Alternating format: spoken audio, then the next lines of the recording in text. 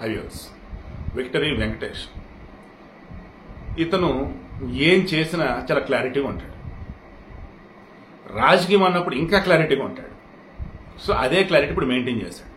But కొంతమంది confusion create చేస్తాం.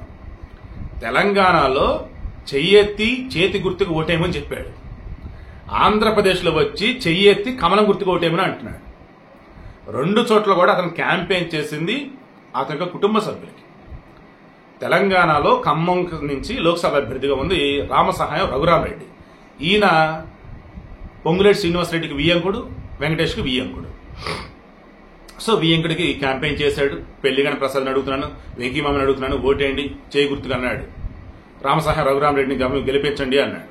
అది లోక్సభ ఎన్నిక, తెలంగాణ రాష్ట్రం. దాన్ని అక్కడ అయిపోయాను. ఇక ఏపీ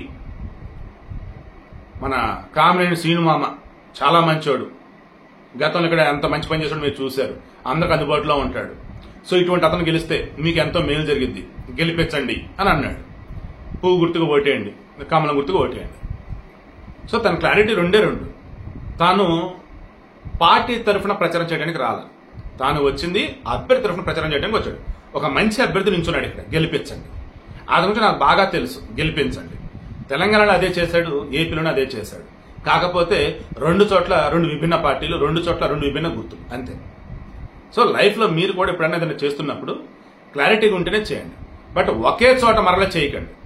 తెలంగాణలో ఒక చోట ఆయన వియ్యంగుడు నించున్నాడు, ఇంకో చోట వచ్చేసి సడ్డుగుడు నించున్నాడని, సడ్డుగుడు వచ్చేసి బీజేపీ అని, వియ్యంగుడు వచ్చేసి కాంగ్రెస్ అని, రెండు చోట్ల క్యాంపెయిన్ చేస్తే ఎర్రిపప్ప అంటారు.